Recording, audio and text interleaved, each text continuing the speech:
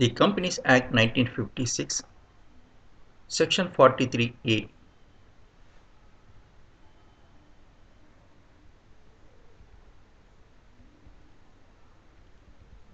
Private company to become public company in certain cases.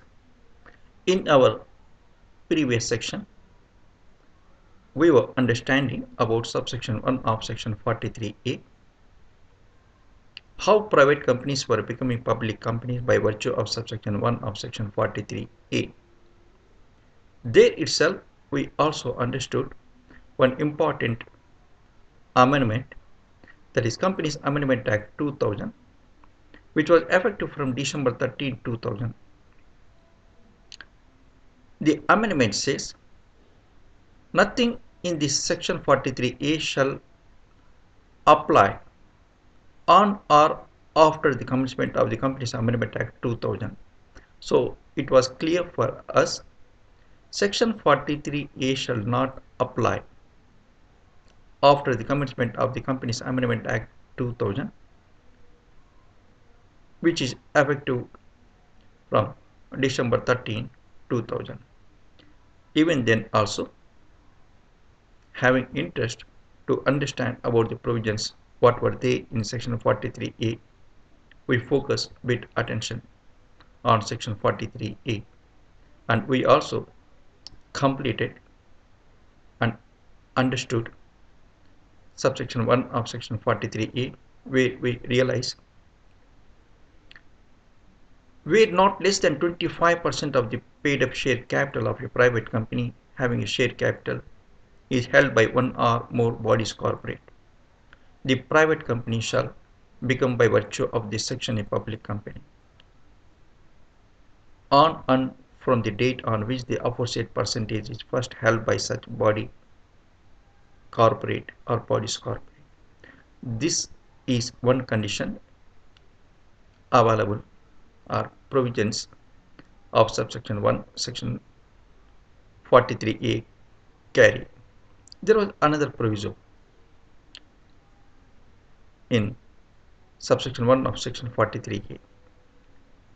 It also carries a criteria, the very criteria of 25% of paid up share capital.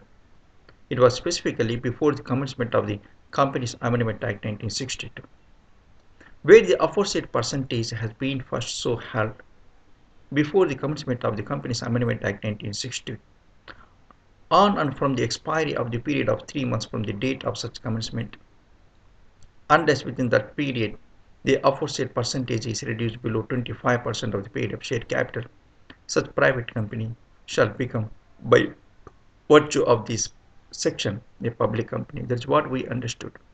And there were also two provisos where we need to understand. Let us go to next subsection of section 43A.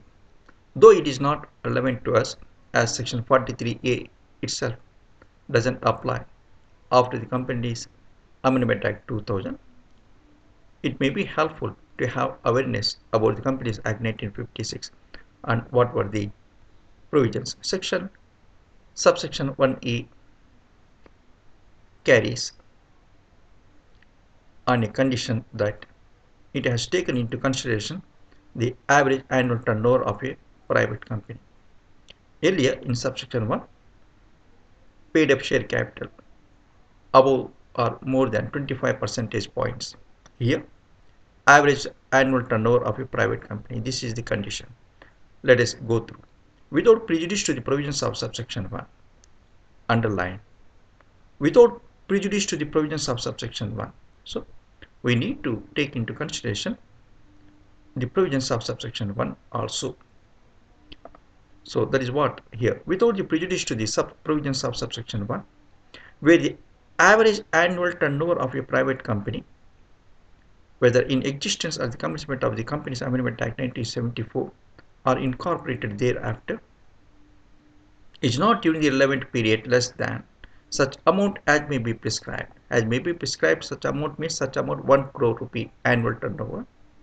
The private company shall, irrespective of its paid up share capital, irrespective of its paid up share capital, become on and from the expiry of a period of 3 months from the last day of the 11th period during which the private company had the said average annual turnover.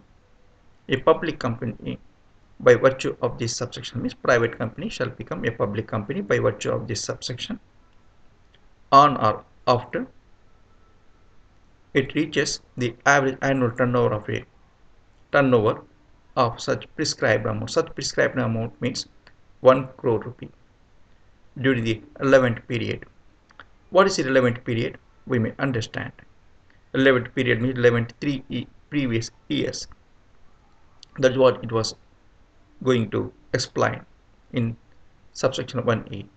Provided that even after the private company has so become a public company, see the proviso, even after the private company has so become a public company, its articles of association may include provisions relating to matters specified in class 3 of subsection 1 of section 3, and the number of its members may be or may at any time be reduced below 7. So in subsection 1 of section 43A also, private companies after becoming public companies by virtue of subsection 1 of section 43A, its articles of association may carry or may include the provisions relating to the matters specified in class 3 of subsection 1 of section 3. So here also you can correlate in subsection 1A of section 43A. The proviso says even after the private company has so become by a public company by subsection 1A condition, its articles of association may include provisions relating to the matters specified in class 3 of subsection 1 of section 3, and the matters of its members may at any time be reduced below 7. It is clear for all of us here subsection 1A of the companies of section 43A is having a condition taken into consideration criteria, that is average annual turnover of a private company. If the average annual turnover of a private company during the 11th period exceeds 1 crore rupee, private company shall become a public company, whether in existence at the commencement of the Companies Amendment Act 1974 or after. Let us read it again.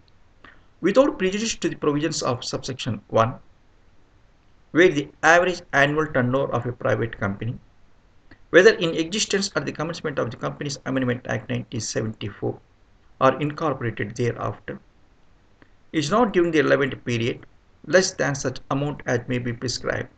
You are aware that prescribed amount was 1 crore rupee. The private company shall, irrespective of its paid up share capital, become. Such private company shall become on and from the expiry of a period of 3 months from the last day of the 11th period during which the private company had the said average annual turnover become a public company by virtue of this subsection. So private company shall become a public company by virtue of this subsection 1A when once its average annual turnover exceeds such prescribed amount, when such prescribed amount means 1 crore rupee during the 11th period. These very important expressions we need to understand to have clarity about subsection 1A of section 43A. There are some other subsections which will also enable us to understand what section 43A was carrying on. So it is relevant for us to understand, to have awareness about this.